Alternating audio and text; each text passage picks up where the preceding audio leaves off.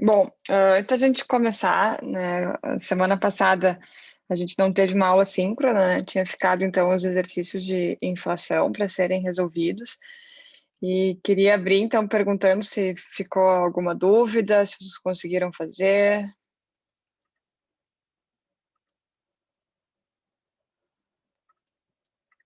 Tranquilo? Tiraram de letra? Eu achei tranquilo. Eu fui me guiando pelo exemplo da aula passada, foi de boa. Tá.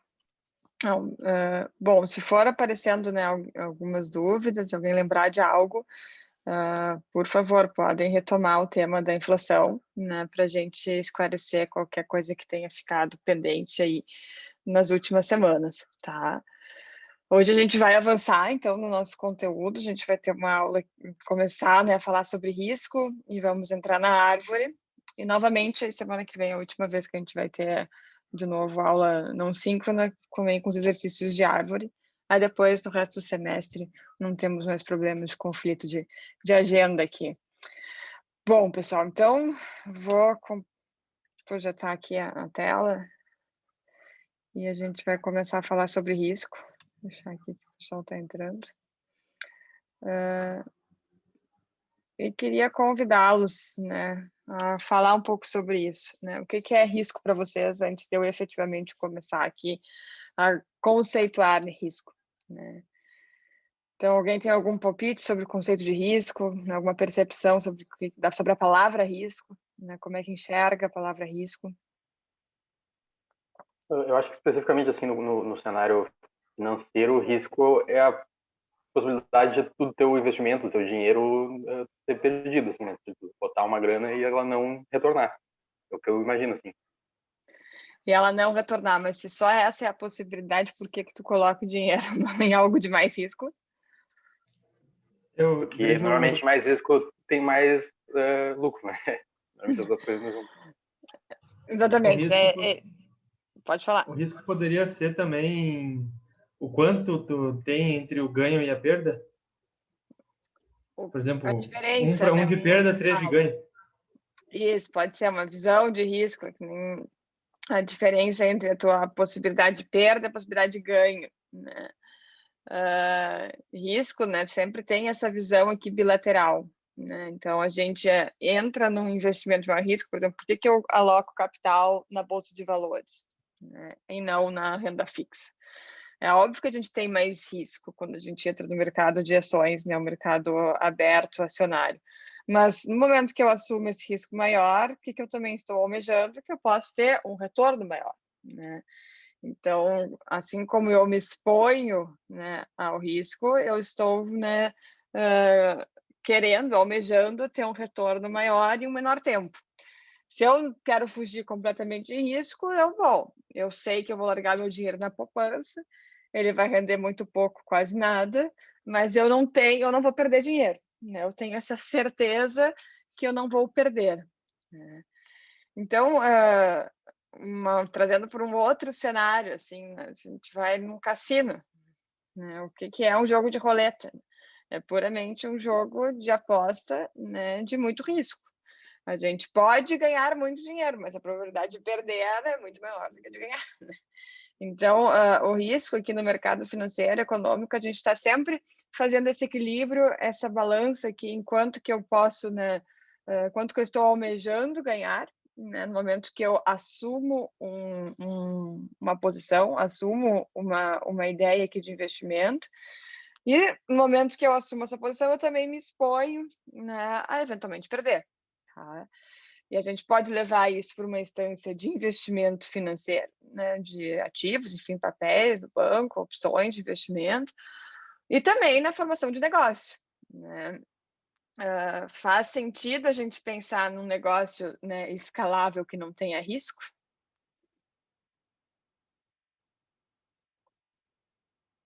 Eu vou falar um pouco aqui para frente de alguns Depende. exemplos. Depende como. Não, Não pode mais. digamos...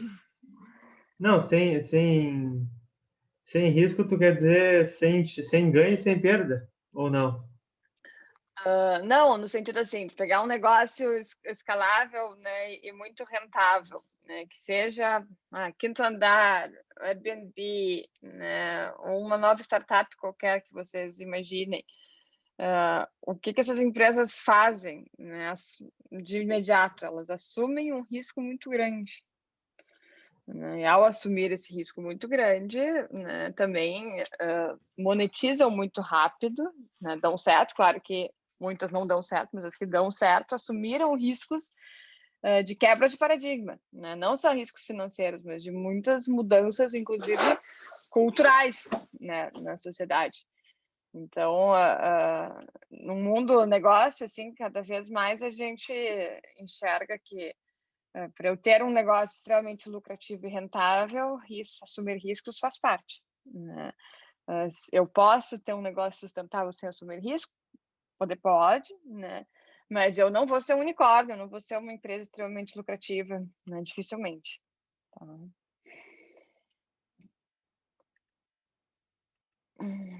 E a segunda pergunta é: vocês gostam de arriscar? E por que essa pergunta está aqui?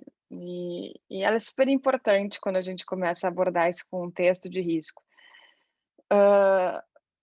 Ser mais propenso ou menos propenso ao risco é uma característica muito individual, né? Eu tenho um perfil, cada um de vocês aqui hoje presente tem um perfil, é mais ou menos disposto a assumir riscos, e isso não é errado, não tem certo e errado, não tem feio nem bonito, né? São perfis, né, dos gestores, perfis de risco, os quais, o quanto melhor a gente conhecer, mais facilmente a gente vai conseguir gerenciar, né? Então, principalmente no mundo corporativo, a gente costuma dizer que é fundamental a gente, quanto um analista, uma pessoa que está, né, elaborando muitas vezes várias análises econômicas que vão ser usadas para tomar de decisão, é fundamental a gente conhecer o perfil de risco de quem tem a caneta, né, de quem decide.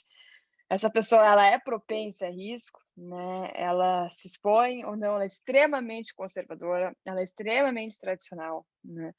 E ao ter um perfil para um lado ou para o outro, direciona o caminho que uma empresa vai seguir, né? Vocês conseguem imaginar uma pessoa que tem um perfil extremamente tradicional, né, conservador, à frente de uma startup bastante revolucionária? Difícil, né? Não fecha, né? Não dá o match necessário, né? Então, é entender, né, o perfil e saber lidar com o perfil dessa pessoa na tomada de decisão, na gestão né, financeira e econômica desse negócio, né? Então, entender risco e passar a incorporar risco na rotina de gestão do negócio é fundamental, né, para que se consiga ter decisões mais assertivas, né, e impulsionar o negócio. E um conceito super importante é diferenciar risco e incerteza, tá, pessoal? Alguém com algum palpite sobre a diferença de risco e incerteza antes de...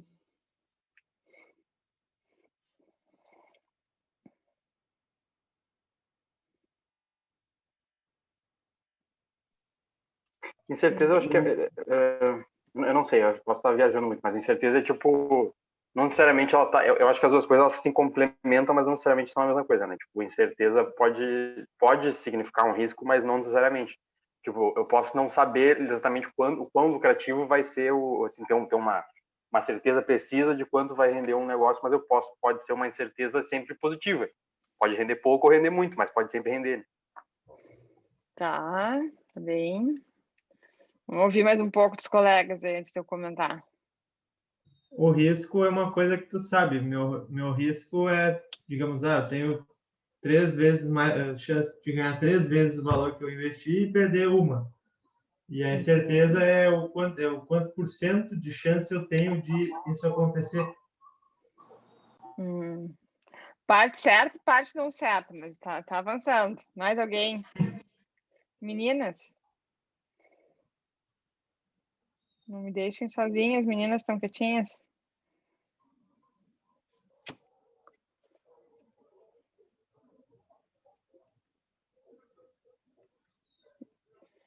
Não, nenhuma ou nenhum? Bom, pegando aqui parte da frase do Lucas, né? O Lucas começou a falar aqui, se pronunciando quanto, bom, risco eu consigo medir, né? Eu conheço. E exatamente isso, tá? Quando a gente fala num modelo de risco, a gente consegue, de alguma forma, estimar um potencial risco, calcular.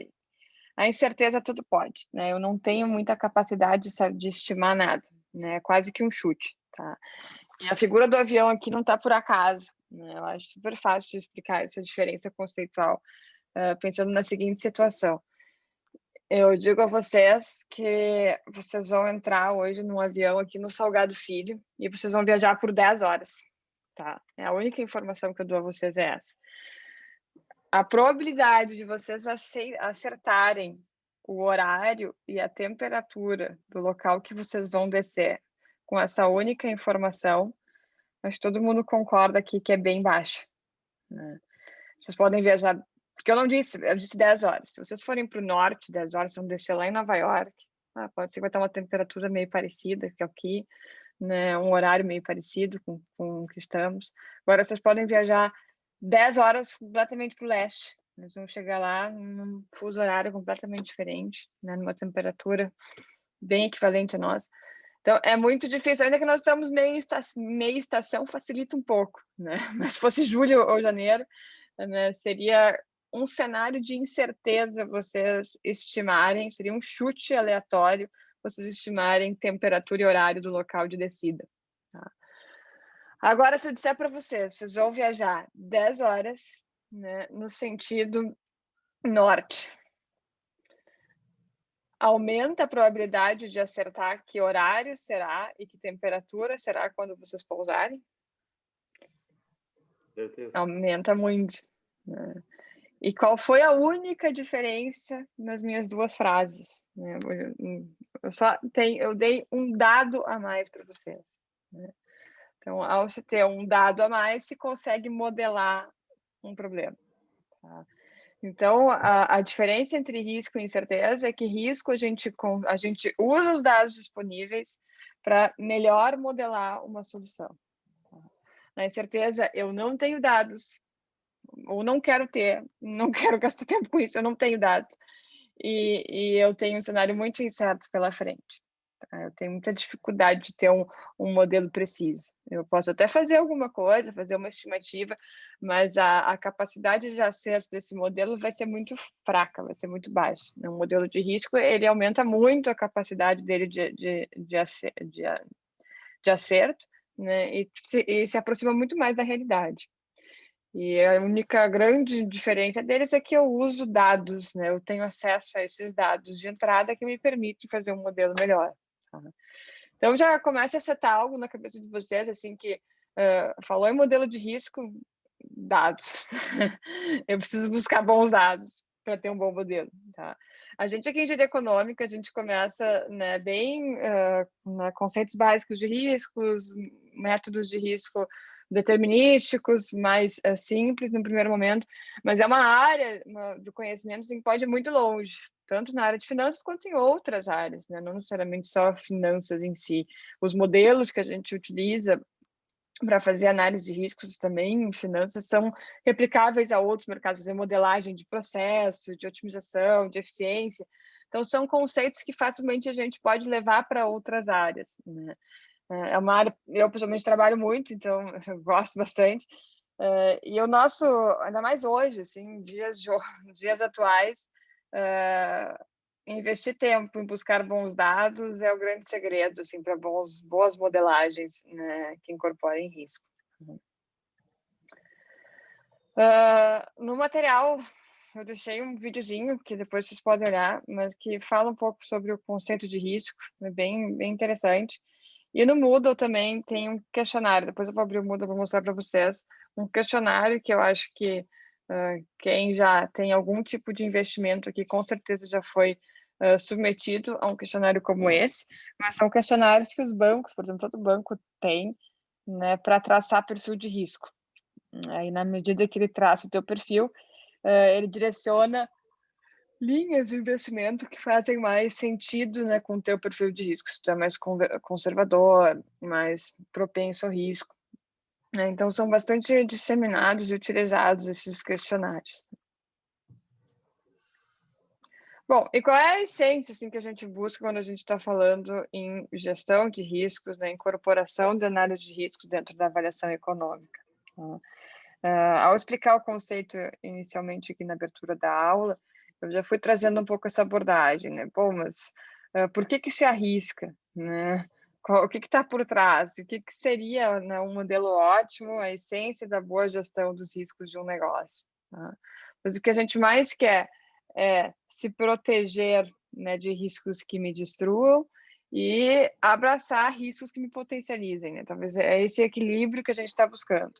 Agora, o que tem, né, de barreiras, né, dificuldades na busca por esse equilíbrio? Se eu me proteger muito numa busca de não né, me expor a um risco que venha me destruir, eu vou me proteger tanto que eu também não vou conseguir alavancar, né? Provavelmente eu não vou ter um crescimento muito exponencial, né? Não vou registrar algo muito, né, fora assim do que já estava previsto, né? Eu vou ser uma empresa que, ok, vai talvez pagar as contas, ter um crescimento pequeno, mas eu não vou, né, estourar. Agora, se eu expor aos riscos errados, o buraco pode ser mais fundo, né? Porque eu posso quebrar muito rápido. Tá? Então, a essência, né, da boa gestão de riscos se resume em tomar as decisões certas entre quais riscos a gente deve enfrentar, quais a gente deve ignorar, quais a gente deve, né, fazer hedge e quais devem ser explorados a fim de que a gente, né, eleve o desempenho corporativo. Tá? Falei já do conceito de incerteza e risco, né? Aqui tem várias definições conceituais, mas vou puxar uma aqui que eu gosto bastante, que é enxergar graficamente, né? Certeza, risco e incerteza. Né? Então, certeza a gente brinca, uma única na vida, né? Que um dia ela acaba. No meio disso, a gente pode, né, ter modelos de risco onde eu tenho uma média esperada, eu conheço um desvio. A incerteza seria tudo pode acontecer, né? Então, digamos que no nosso dia, né, talvez a gente tenha previsões de risco, né? A gente imagina que o dia vai acontecer com os eventos, né, que podem atrasar, que pode ter um desfecho não tão bom quanto eu imaginava, mas tu tem uma ideia, né, do que vai acontecer naquele dia.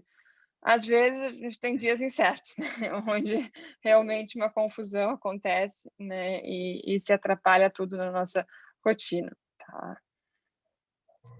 E bom, né, eu falei um pouco já sobre isso, mas por que se arrisca? Né? E eu gosto um pouco aqui de refletir usando o próprio exemplo da Apple e provocando um pouco vocês, assim, né? E eu me coloco junto. Hoje a gente compra um smartphone para quê? Alguém compra um smartphone para falar no telefone? Não, né?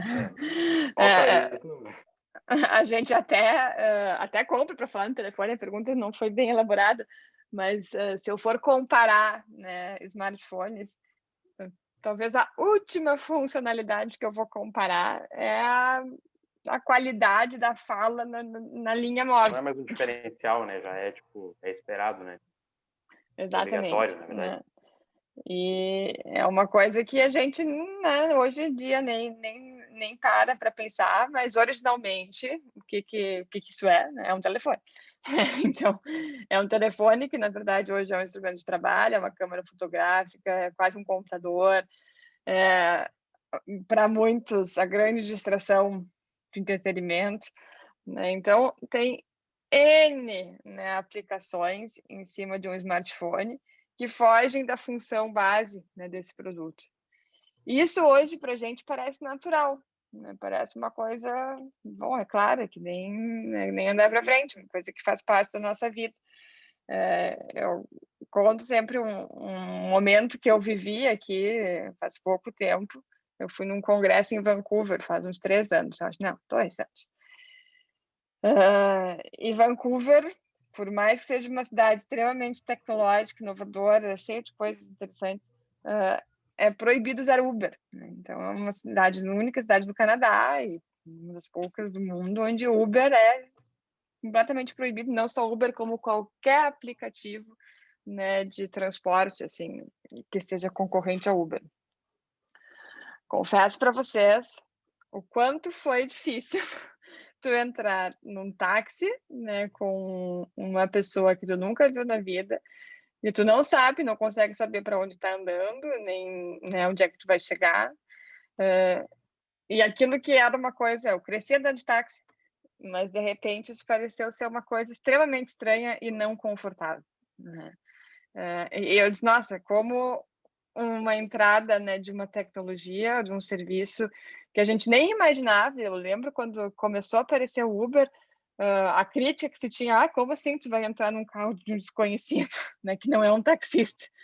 E hoje a curva se inverteu, né? Algumas exceções, mas a gente se sente mais seguro de alguma forma por estar sendo, né, tendo de alguma forma um acesso ao tipo de informação sobre o carro que eu estou entrando por um aplicativo e uma rede de pessoas que se comunica por ele, do que entrando, né, num táxi realmente, né, formal do município, regularizado no município, né? E isso é uma mudança cultural, né? Assim como o smartphone, o Uber, Airbnb, né? A gente é difícil, se a gente voltar 5 anos atrás, 6 anos atrás, a gente imaginar que a gente ia pela internet negociar usar a casa de uma pessoa. Parece uma coisa que não fazia sentido e hoje é tão natural, né? E são empresas hoje que puxam aí à frente das empresas mais valiosas do mundo. Então, o risco dessas empresas foi alto ou baixo, né? Quando elas começaram a propor essas soluções para o mundo. É um risco quase mensurável, né? Porque elas estavam propondo algo extremamente disruptivo. Não só no produto, mas disruptivo no sentido de mudar como as pessoas se locomovem, como as pessoas se comunicam, como as pessoas viajam. Vai bastante além, né? Tá aí o seriado agora bombando aí na Netflix das redes sociais, mas enfim, né, que nos faz refletir sobre todas essas, até onde vai, né, até onde muda a nossa vida, a entrada de tantas tecnologias e redes sociais em si, né? Mas no contexto aqui que a gente está discutindo é exatamente esse, né? A gente assumir esse risco, entender esse risco, né, e ir fundo nele, né, acreditando que sim, que ele pode ser um negócio bastante disruptivo e gerar, né, muito valor financeiro, valor econômico, né? Então são empresas hoje que valem muito porque arriscaram muito.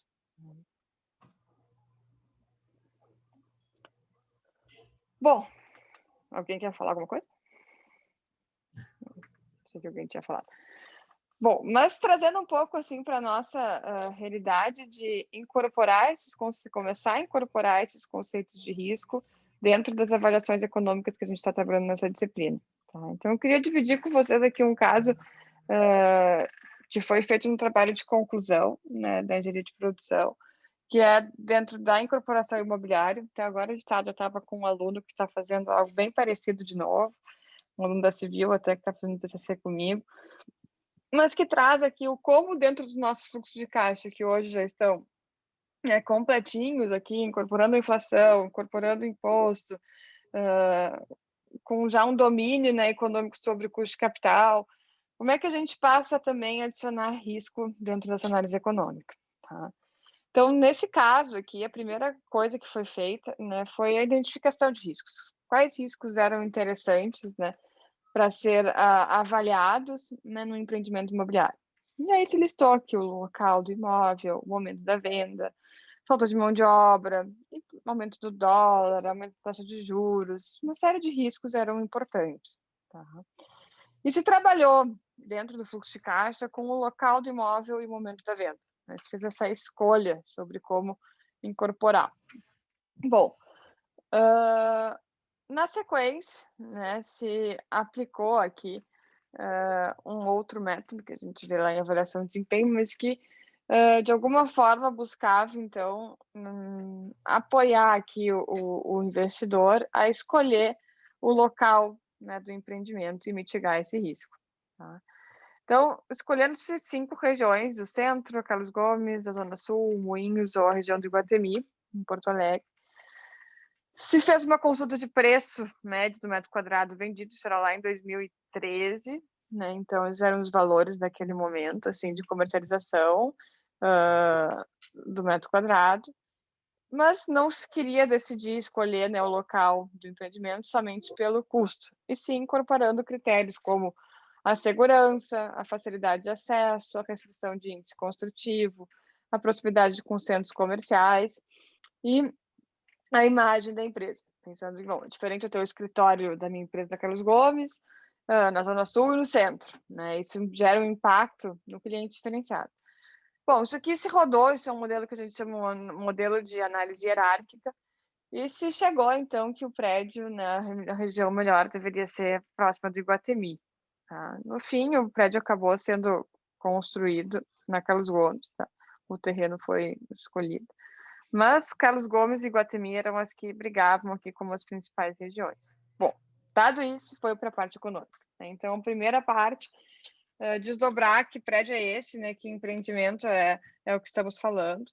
Então, é um prédio comercial, 17 andares, né? Com 130, quase 140 salas, bastante vaga de garagem, um cronograma de obra de 23 meses, tinha um orçamento que se distribuiu ao longo do tempo, né, para fazer a distribuição de custos.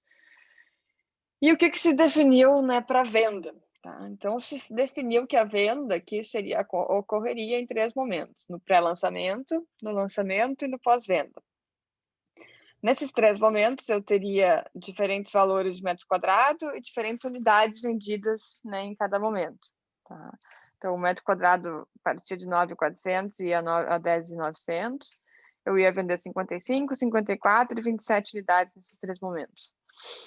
Esse era, né, o cenário esperado, que até o momento a gente tem trabalhado aqui nessa disciplina.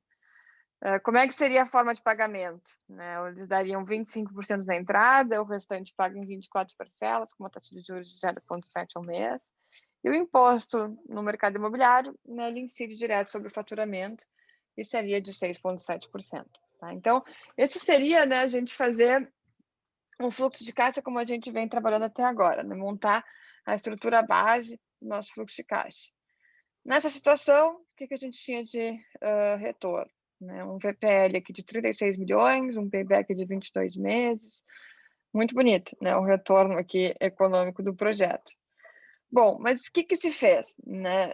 Se trabalhou com algumas hipóteses, né? E as hipóteses foram: se, né, houver alguma mudança nesse momento da venda, né? Se eu não vender no momento que eu estou esperando, se eu não vender nesse valor de metro quadrado que eu estou imaginando, se eu, né, vender menos unidades em um momento ou em outro, né? Qual é o impacto que isso causa no VPL? Então, se ajustou aqui, então, distribuições por custo, ele poderia ser 34% maior do que o esperado ou 7% menor. Né? O preço, ele podia ser 10% maior ou 14% menor. O período, né, de venda do primeiro lote, né, ele podia andar aqui, né, entre os cenários, ele podia começar, né, mais cedo ou mais tarde, variando nas distribuições. E a quantidade também, ela poderia, né, ser maior ou menor em cada um dos momentos. Ao incorporar, né, essa flexibilização dentro da nossa análise econômica, a gente tem os seguintes resultados, né? O nosso BPL, que antes era no cenário esperado 36 milhões, olhando esse gráfico aqui que é o resultado da simulação de Monte Carlo, a gente enxerga que, na verdade, ele pode variar entre 19 milhões e 800 e 39 milhões e 800. Né? Então, esse é o intervalo de possíveis resultados de BPL que eu tenho para esse projeto. Qual é a variável que mais está influenciando isso? Que é uma análise de regressão. Bom, o preço é a variável, né, que mais fortemente impulsiona, né, esse resultado, essa variação desse resultado que a gente está observando. Tá? Isso nos permite calcular o que a gente chama de indicador de valor em risco. Né? Qual é o valor em risco desse projeto? Quando eu rodo essa simulação aqui, ela está indo, né, num cenário mínimo de retorno de 19 milhões, um cenário máximo de 39 E a média esperada, que não está aparecendo, mas era de 30 milhões. Ou seja, né, num cenário esperado, o investidor espera retornar 30 milhões desse projeto. E a pergunta que é, se retornar 19, pessoal, 19 milhões é mais ou menos do que 30? Né? É menos, né? Menos quanto? 10 milhões e 300. Ou seja, se o resultado for 19 milhões, o valor em risco, né, desse projeto são 10 milhões a menos, né, do que eu espero. Não é que ele vai perder 10 milhões, né? Todo mundo concorda comigo, eu acho que 19 milhões ainda é bastante positivo, mas é menos que 30, né? Então, é esse tipo aqui de interpretação e discussão que a gente começa a fazer, né, quando a gente passa a incorporar, então, o risco, né, de uma forma um pouco mais robusta aqui das nossas avaliações. E para isso, né, a gente pode trabalhar tanto com métodos determinísticos quanto métodos probabilísticos. Tá? E aí o nome já diz, né, os determinísticos aqui pressupõe que os dados de entrada da análise são perfeitamente conhecidos, isto é, né, são informações sem variabilidade, e por serem simples e de fácil aplicação, são os métodos mais utilizados pelas empresas.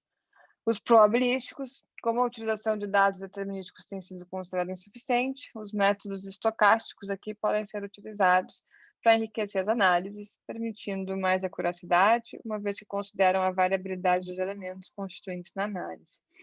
Então, nos métodos probabilísticos, a gente vai estar sempre trabalhando com distribuições de probabilidade, e nos determinísticos, não, a gente vai apenas, né, fazer assuntos aqui, insights sobre né, quanto que pode variar para mais ou para menos, né, as minhas variáveis e ver o impacto que isso gera. Bom, alguma pergunta até aqui, gente?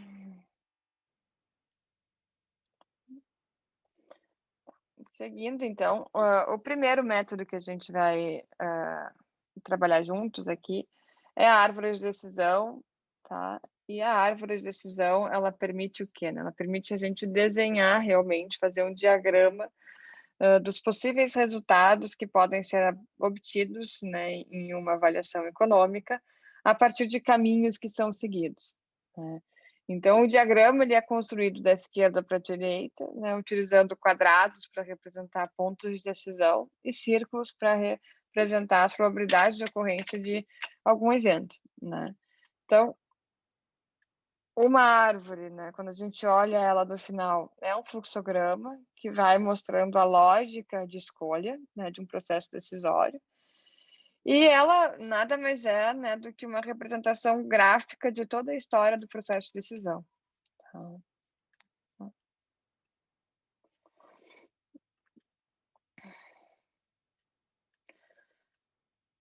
Quais são as etapas aqui, né, para a gente trabalhar com a árvore? Primeiro, a gente identifica, né, uma decisão específica a ser feita, né? Se especificam quais são as alternativas, se traça a estrutura de análise de decisão, especifica os possíveis custos, desfechos e probabilidades, se realiza os cálculos e faz, por fim, uma análise de sensibilidade. Então, em suma, esses são os 6 passos aqui. Algumas formas importantes, né, para a gente prestar atenção ao construir uma árvore. Tá? Sempre se usa o quadrado para os nós de escolha, o de decisão, o círculo para os nós de chance, né, de probabilidade, e o triângulo para os resultados. Como é que a gente constrói a árvore? Tá? Então, ela sempre deve ser estruturada com uma sequência lógica e temporal, isso é super importante, né? A função tempo dentro da árvore de decisão. Então, incorporar nesse diagrama que uma decisão ela está condicionada à outra, ela é sequencial à outra. Então, o tempo faz parte, né, da construção aqui da árvore. E mostra, né, todos os pontos em que há uma escolha, há uma decisão, né, que vai ser tomada e ali havia alternativas. Então, eu tenho probabilidade de escolher um lado ou outro e eu escolho um caminho. Né, e esse caminho está associado a uma variável de custo, uma variável de receita. Tá? Bom, o tempo eu já comentei, e os desfechos associados, né, com cada possível cenário das ações também são especificados nessa estrutura, que é colocar né, os resultados para cada uma das possibilidades. Então, de uma forma aqui bem genérica, né, eu teria 3 A, B e C aqui, nós de escolhas, né, e diferentes probabilidades, né, cenários aqui que acontecem para cada uma dessas escolhas. Quando a gente resolver essa árvore, o que a gente quer é qual é a escolha que maximiza o meu resultado. Então, a gente pode calcular isso. E a gente calcula isso, né, utilizando alguns critérios. Eu posso utilizar o critério max-max, que é, né, é o super otimista, ou seja, aquela pessoa que, independente da probabilidade, ele põe o olho em várias opções e escolhe, né, de olhos fechados aquela que traz o maior retorno. Tá? O que é o maximin? Eu brinco, é o pessimista, mas não é burro. Ele é um cara conservador, ele olha todos os possíveis resultados e ele pensa assim: se acontecer o pior cenário, né, dessas 3 alternativas, qual delas eu perco menos? Né? É isso que ele está olhando. Então, ele é muito mais pessimista, ele olha, né, se tudo der errado, aonde eu perco menos? Probabilidade máxima, não olha o resultado, né, entre os resultados positivos, aonde, né, eu encontro a maior probabilidade. E, por fim, o mais comum, que é calcular, então, o valor esperado, fazer essa composição de probabilidade e resultado e calcular, né, o valor médio esperado de cada alternativa. Então, por exemplo, digamos que eu tenho uma empresa que está aqui pretendendo ampliar a sua capacidade de produção e ela tem 3 alternativas: subcontratar terceiros, iniciar a produção em horas extras ou aumentar as suas instalações. A melhor escolha depende diretamente da demanda futura pelos produtos fabricados, cuja probabilidade de ocorrência está vinculada a uma distribuição de probabilidade. A análise aqui vai revelar, então, né, os nossos resultados. Tá? Então, eu tenho as 3 alternativas e eu tenho probabilidade da demanda ser baixa, média e alta. Se a demanda for baixa, na alternativa A, eu tenho um retorno de 10, na alternativa B, um retorno de menos 20, na alternativa C, um retorno de menos 150. Se a demanda for média, na alternativa A, eu tenho um retorno de 50, na B, 60, na C, 20. E se a demanda for alta, eu tenho na alternativa A, 50, 100 na B, 200 na C. Usando os 4 critérios, como é que a gente decide? Tá? Então, a primeira coisa é desenhar a árvore, né? Então, para cada uma das alternativas, eu tenho a probabilidade da demanda ser baixa, média e alta, e os diferentes resultados. Tá? Então, vamos pensar comigo, gente. Critério max-max, né? Max-max é aquele super otimista, né? Ele vai olhar, botar o olho nisso aqui e procurar onde é que tem o maior resultado possível. Se eu escolher a A, qual é o máximo que eu posso ganhar? 500. Se eu escolher a B, o máximo que eu posso ganhar é 1.000. Se eu escolher a C, o máximo que eu posso ganhar é 2.000. No max, eu vou ficar com a B, com a C, né, onde eu posso ganhar R$2.000. Maximin, né, o pessimista, mas não burro. No pior dos cenários, na A, a gente ganha 100. No pior dos cenários, na B, a gente perde 200. No pior dos cenários, na C, a gente perde 1.500. Então, se eu for, né, maximin, entre os 3 cenários aqui, onde eu menos perco é na A. Então, no max-max eu escolhi C, no maximin eu escolhi A. Probabilidade máxima, né? Todas as 3 alternativas têm probabilidade de 50%. Nessas probabilidades de 50%, aonde eu encontro o melhor resultado? Na A 500, na B 600, na C 200, na B. Então, max escolhi C, maximin escolhi A, probabilidade máxima escolhi B. Qual que está faltando, né, que é o mais interessante, é fazer a composição. Se eu fizer né, o valor médio esperado de A, B e C, vai ser o quê? Né, do A vai ser 10% vezes 100, mais 50% vezes 500, mais 40% vezes 500. Vai dar um valor X aqui. B é a mesma coisa, C é a mesma coisa. Entre esses 3, né, qual vai ser o melhor? Deixa eu abrir aqui que vai estar calculado. Então, eu estou fazendo a composição, né, do valor médio esperado de A, B e C. E aí, né, calculando, então, A, B e C, a gente chega aqui ao retorno médio esperado da C seria o melhor resultado. Tá? Bom,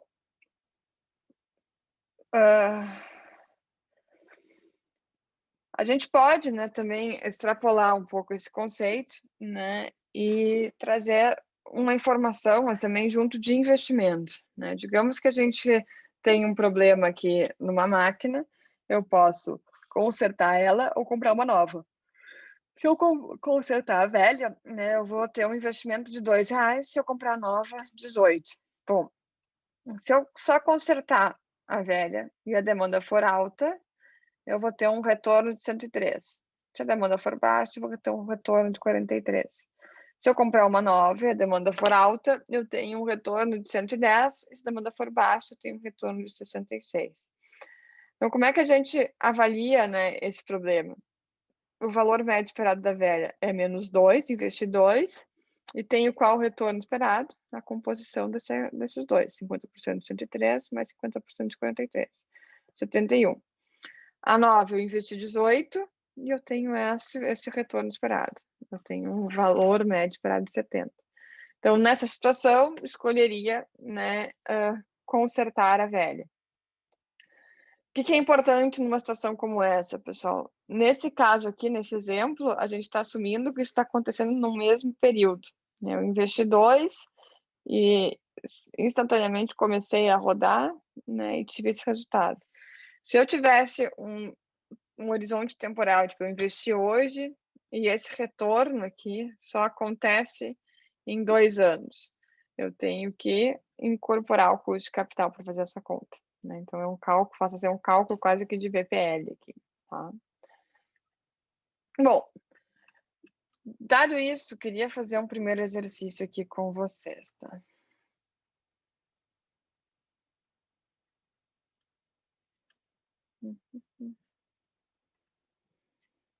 Bom, deixa eu abrir o Moodle só para mostrar para vocês aqui antes.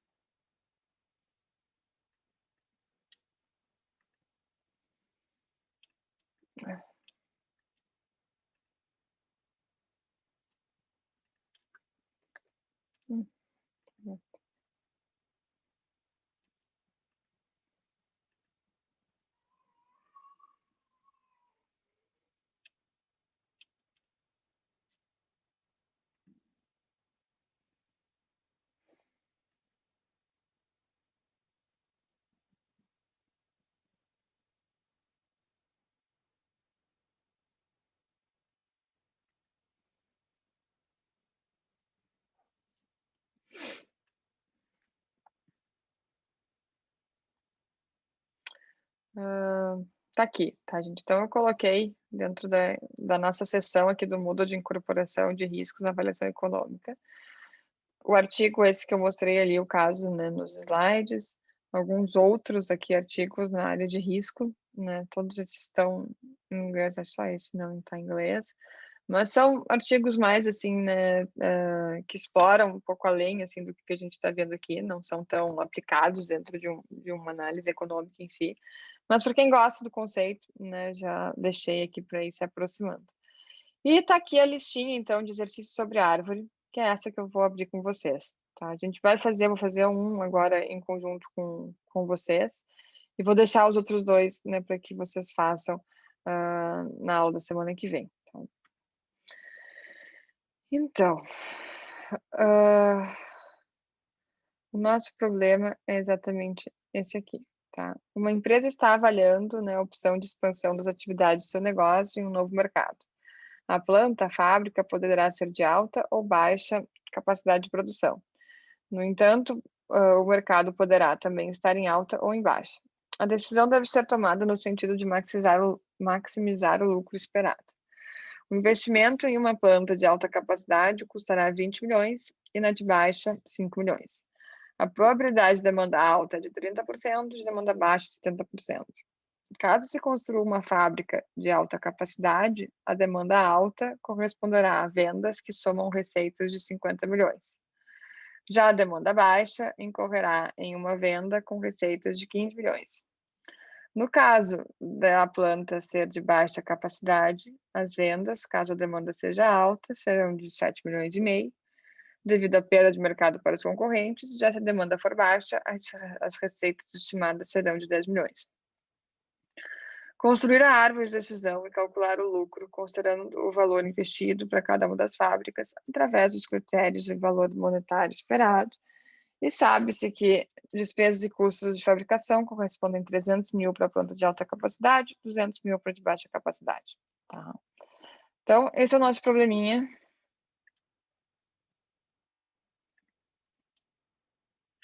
Vamos lá, então. Deixa eu fazer uma coisa.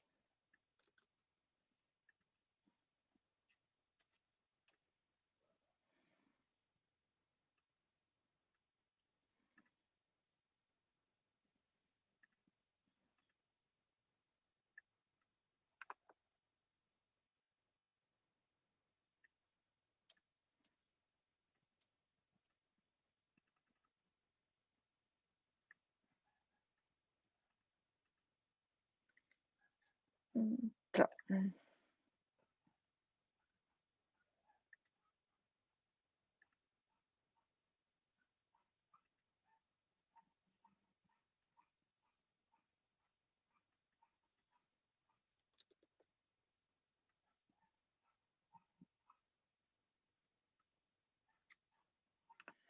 Então, primeira coisa, né? Nossa planta pode ser de alta ou de baixa capacidade aqui, né?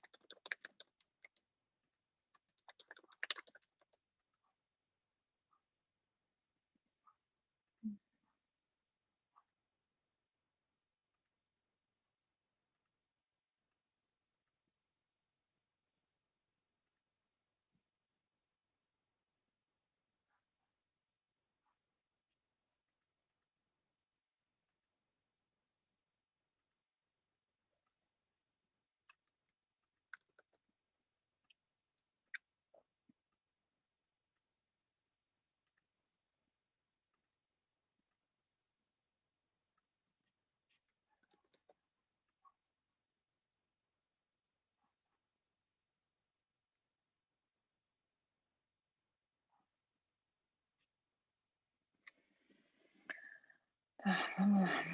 Entanto, o mercado poderá também estar em alto ou em baixo. A decisão deve ser tomada antes de aumentar o lucro. Né?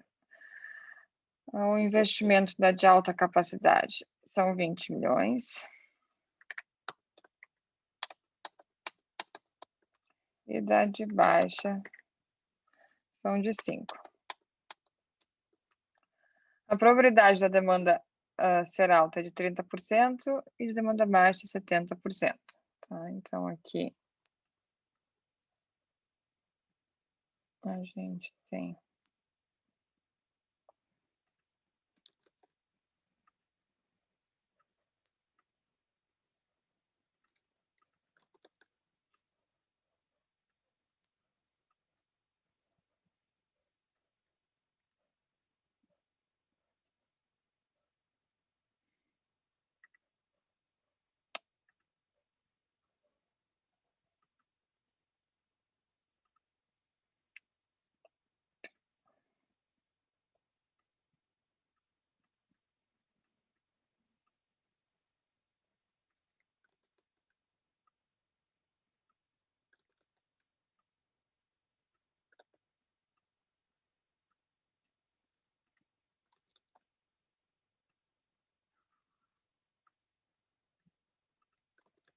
tá torto, mas o quê? Essas são as aulas que a gente tem uma saudade do quadro que vocês não imaginam.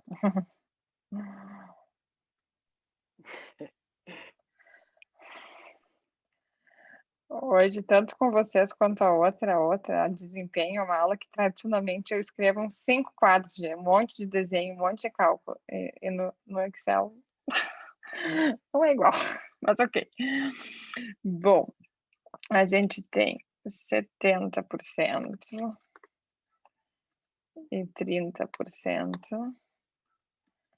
Aqui também, 70% e 30%. Tá.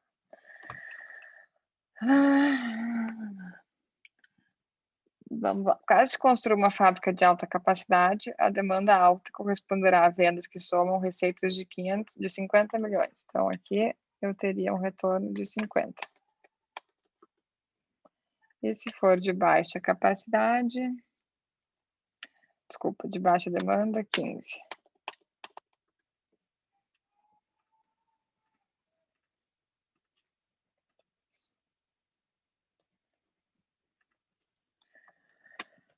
No caso da planta ser de baixa, se a demanda for alta, é 7,5, e se for baixa, 10 milhões.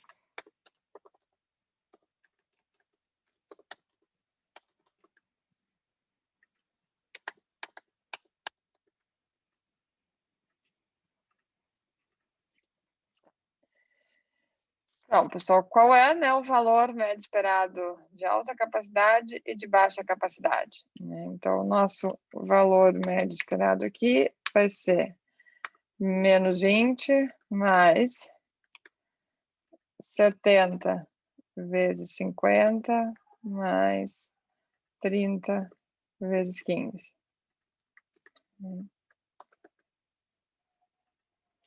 19 milhões e meio. Né? E o nosso valor médio esperado aqui será os menos 5 mais 70 vezes 7,5 mais 30 vezes 10. 3 milhões 250. Certo? Aqui. 50 e 15.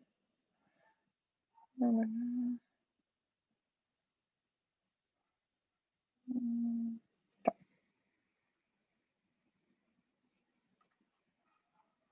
Ok.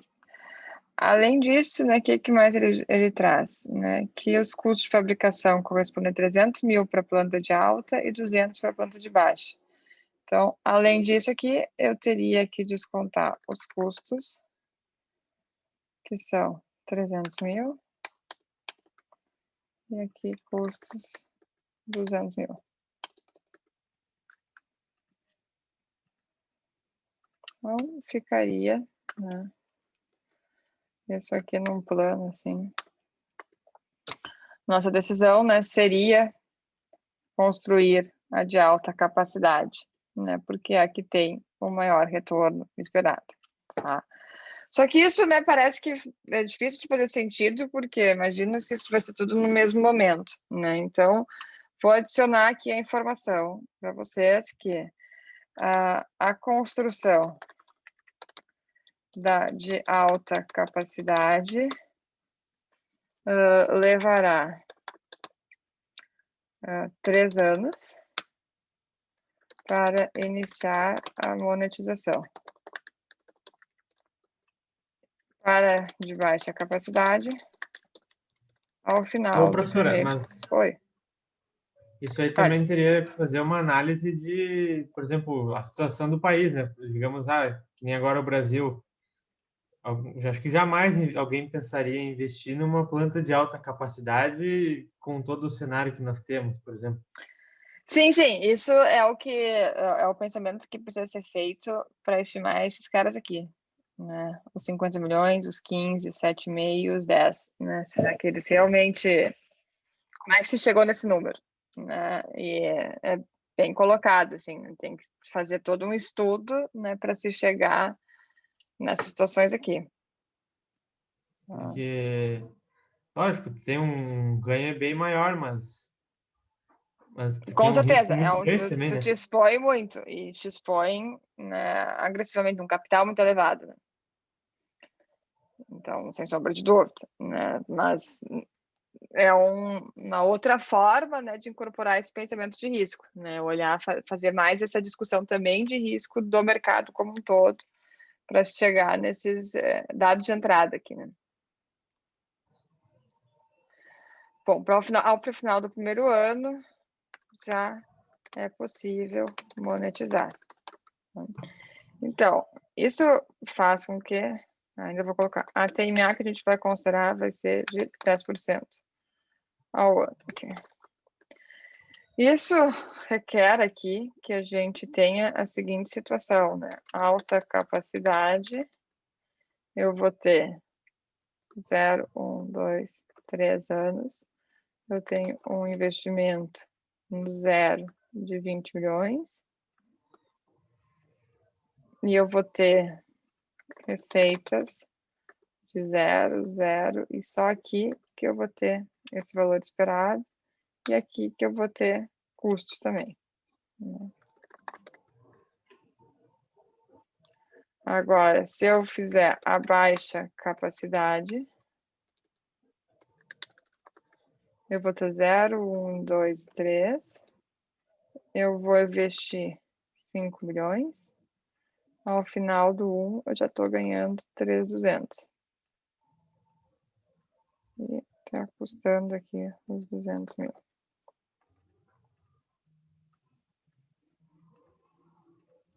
Investimento, receita, custos. O nosso fluxo de caixa aqui, então, seria esse.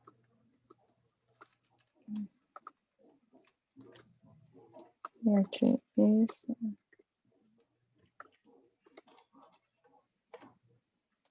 Então, o nosso VPL passa a ser 10%.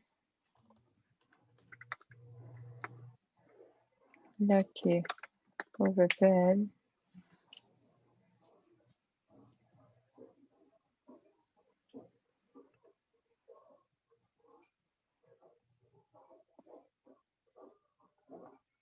Ah, não. Faltou uma coisa aqui. 119. 70 vezes 50. 30 vezes 15.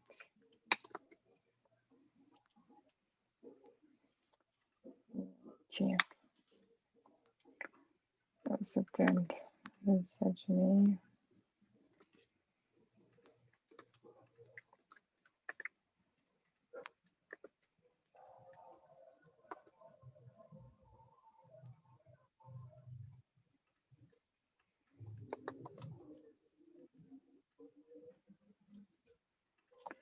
O nosso VPL.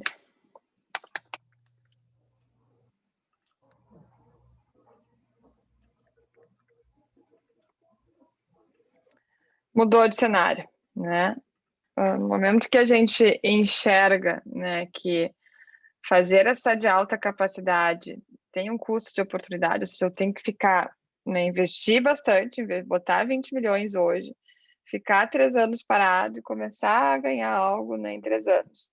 Enquanto eu posso fazer hoje a de 5 milhões e ir, né, raturando aqui ao longo aí dos próximos 3 anos, num cenário aqui de curto prazo, e respondendo um pouco o que o colega colocou, né, eu mais rapidamente começo a monetizar.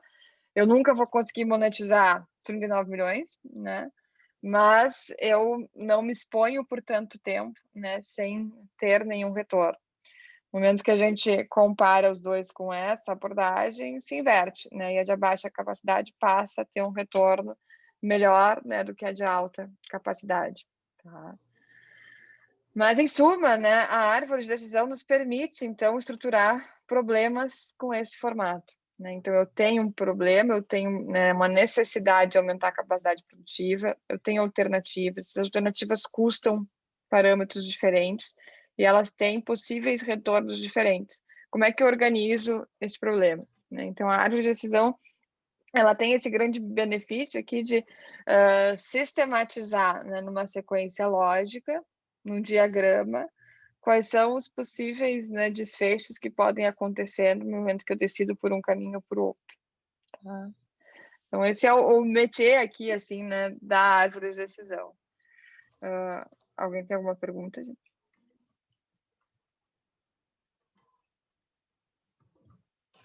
Bom. Nessa lista aqui, que é o que eu vou deixar para vocês fazerem, vão ter mais 2 exercícios, tá?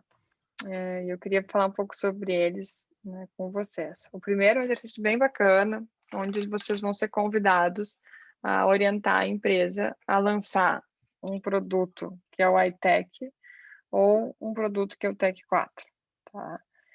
E aí, para cada um dos produtos, então, no caso do iTech, tu tem uma árvorezinha.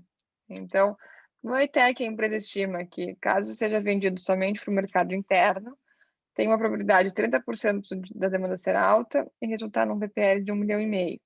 Ainda haverá a probabilidade de 50% da demanda ser baixa e resultar num VPL de 850 mil, e 20% da demanda ser baixa e resultar num VPL de menos 300. Se o produto, né, for comercializado no mercado interno ou externo, eu tenho uma chance de 23% da demanda ser alta, e um VPL de 13.350, 29% da demanda ser baixa e o resultado do VPL ser de 2.750, ou 48% de chance da demanda ser baixa e um VPL de menos 1 milhão. E ainda tem o Tech 4, ou seja, né, a estrutura aqui da nossa árvore, ela vai aumentar, né? Então, antes aqui eu tinha só uma única alternativa. Agora eu vou ter a seguinte situação, né? Eu tenho uma escolha que é lanço as caixas de texto.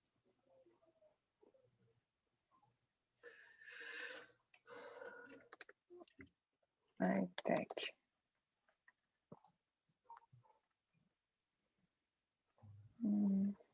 Tá? E aí o iTech, ele pode se quebrar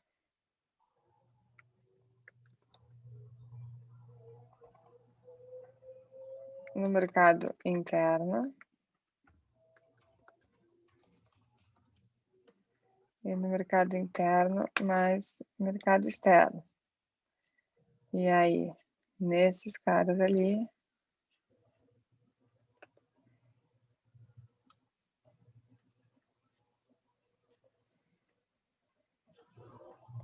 eu vou ter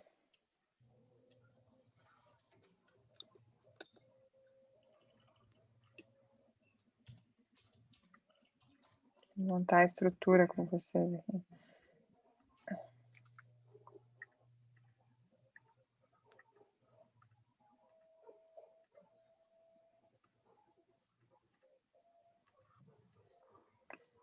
Eu tenho 3 possibilidades e 3 possibilidades.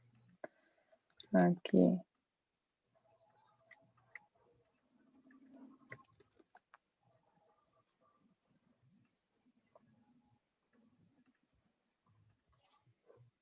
Uhum.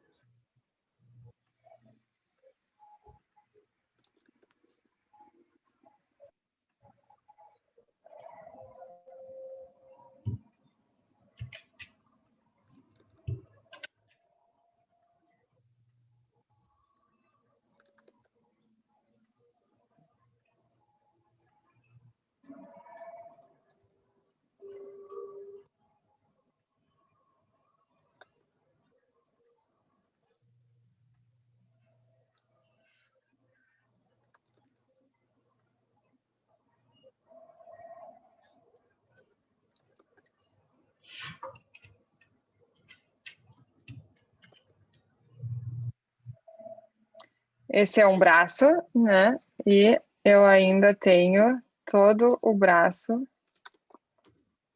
do Tech 4. Então, a árvore, eu queria só mostrar para vocês, para ajudar a construção da resolução, que ela vai ficar maior, né? Então, aqui embaixo, eu tenho o Tech 4, que também vai se quebrar no mercado externo e interno.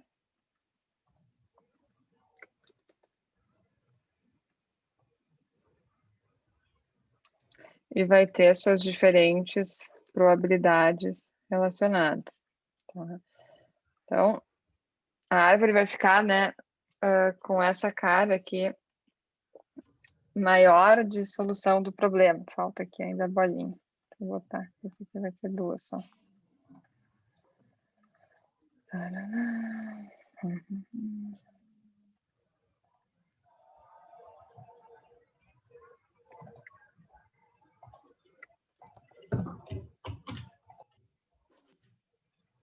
Ok. Então, quando a gente lê, né, o problema e trouxer os dados para essa árvore, a gente vai ter probabilidades aqui, resultados aqui, probabilidades aqui, resultados aqui. A gente vai resolver esse nozinho e depois esses dois, né, compostos. Depois a gente vai resolver esse nó.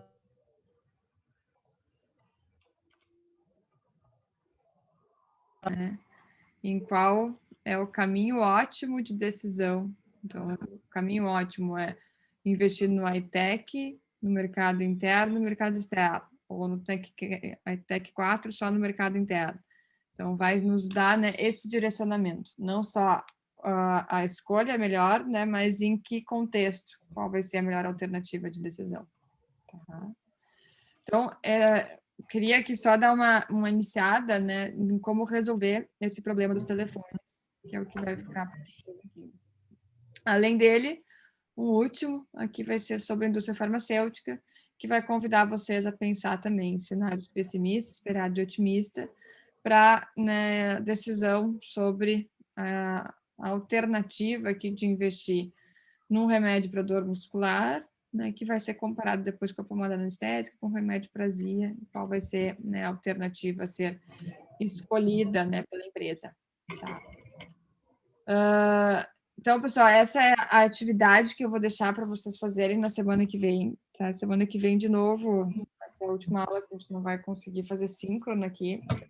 A atividade da aula será, né, resolver esses exercícios. Tá?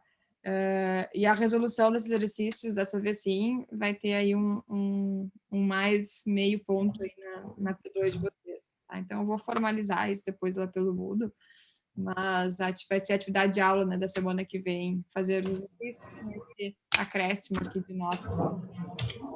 O segundo trabalho avaliativo, né, individual de cada um de vocês. Tá? Perguntas? Aí tu vai abrir uma sala no Moodle, é isso, para enviar? Vou abrir uma sala, né, mas são esses os exercícios, né, que são... E essa planilha que a gente fez hoje tem uma com as resoluções, tipo, a que tu montou ali agora. Sim. O exercício tem como tu postar ela ou eu já tenho lá?